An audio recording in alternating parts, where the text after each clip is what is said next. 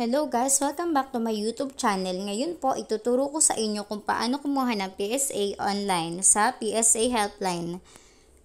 Ngayon guys, pasubscribe naman po ng channel ko and pa-like and share na din po, pahit na rin po ng notification bell para lagi kayong updated sa mga video na aking ina-upload. Pa-comment na rin po guys. Ngayon po, umpisahan na po natin.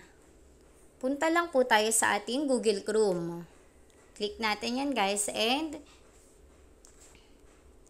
i-type po natin dyan ng psahelpline.ph and psahelpline.ph, PSA Birth Certificate Delivery. I-click natin yan guys and dito po may 4 na option. So, nakalagay po dyan order now. And dito po sa baba, nationwide delivery of PSA certificate. 3 to 4 working days within Metro Manila, 3 to 8 working days outside Metro Manila. And dito po, may nakalagay birth certificate, marriage certificate, death certificate, Senomar. Ngayon guys, click na po natin yung order now. And i-click po natin dyan yung birth, kasi birth certificate po yung kukunin natin. I-click po natin tong dalawang box sa baba. I accept the terms and condition and privacy policy. I consent to the processing of my personal data is accordance with the Data Privacy Act 2012. Ngayon po, i-click na po natin yung, ito po basahin natin yung nakalagay sa baba. If you're requesting for PSA certificate of your living status update, click here. So guys, i-click natin yung continue.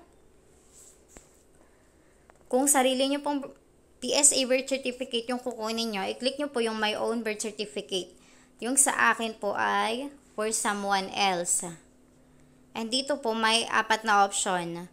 Kung para sa anak nyo bang babae, kung para sa mother nyo, kung para sa father nyo, kung para sa anak nyong lalaki. So, i-click natin yung my son kasi yung anak ko pong lalaki ang kukuhanan ko. I-click na natin guys yung continue.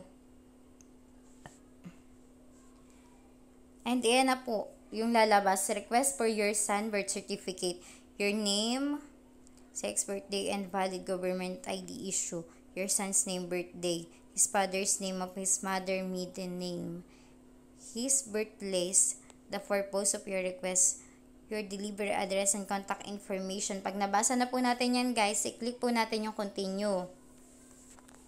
And dito guys, your name, sex, and birthday. Guys, dito po, information nyo po yung ilalagay nyo. Kayo po na nag-fill up ng form.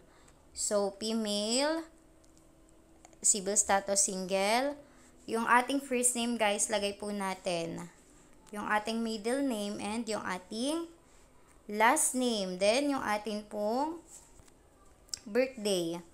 So, sa akin ay December 5, year 1995.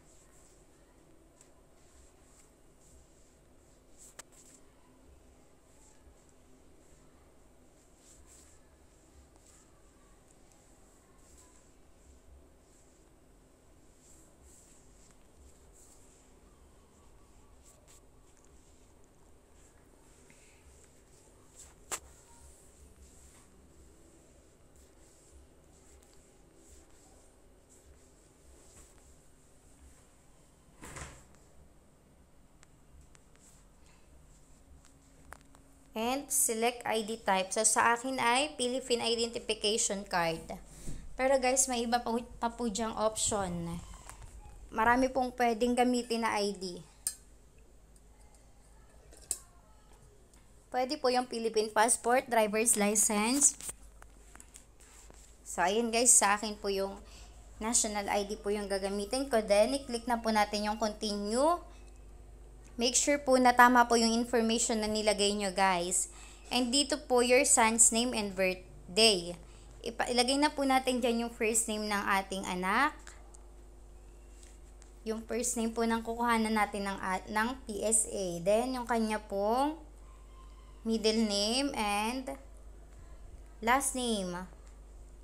So siya ay male and yung kanyang birthday ay September 27, 2020. Then guys, i-click na po natin yung continue.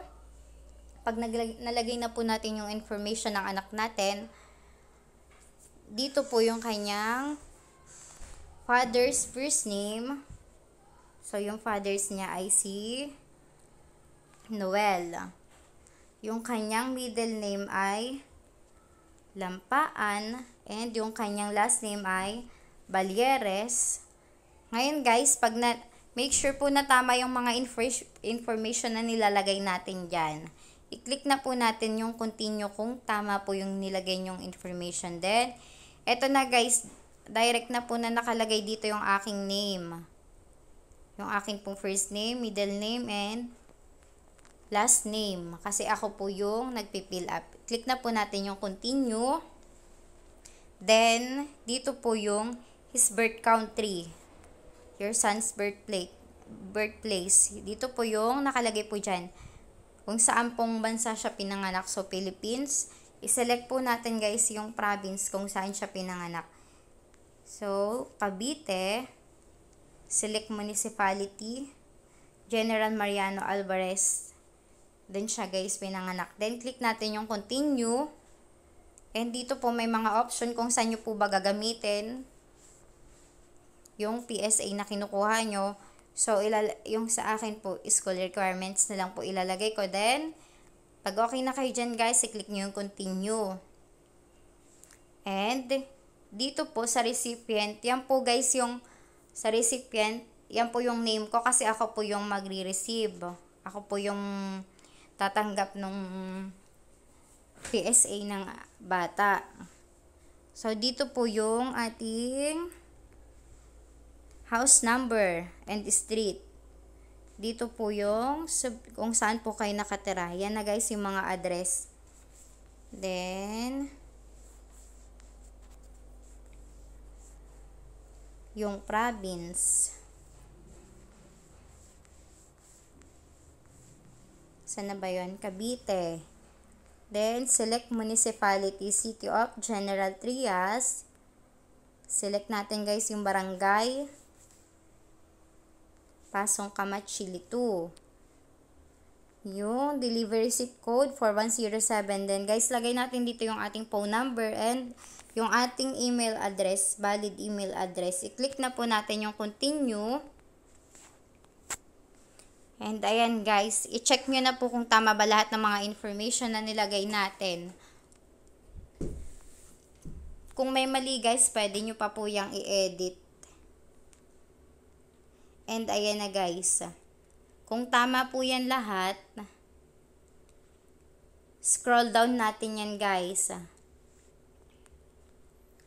Yan yung contact details, kung ilang copy.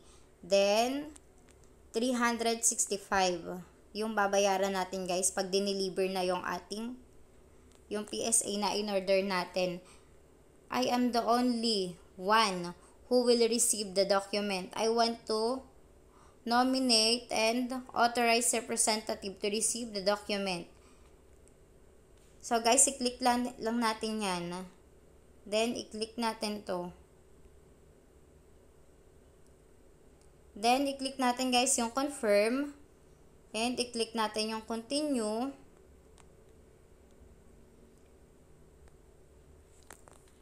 And guys, tapos na po yun. Ganun lang po kumuha ng PSA birth certificate. Then, pwede nyo po siyang bayaran via GCash, credit card, Paymaya, bayad online.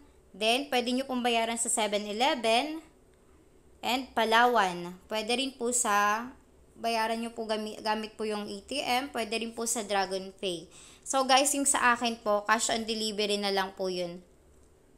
Cash on delivery po yung sa akin. Pagdating po, tsaka ko po siya babayaran. So, ganun lang po guys, kumuha ng PSA online.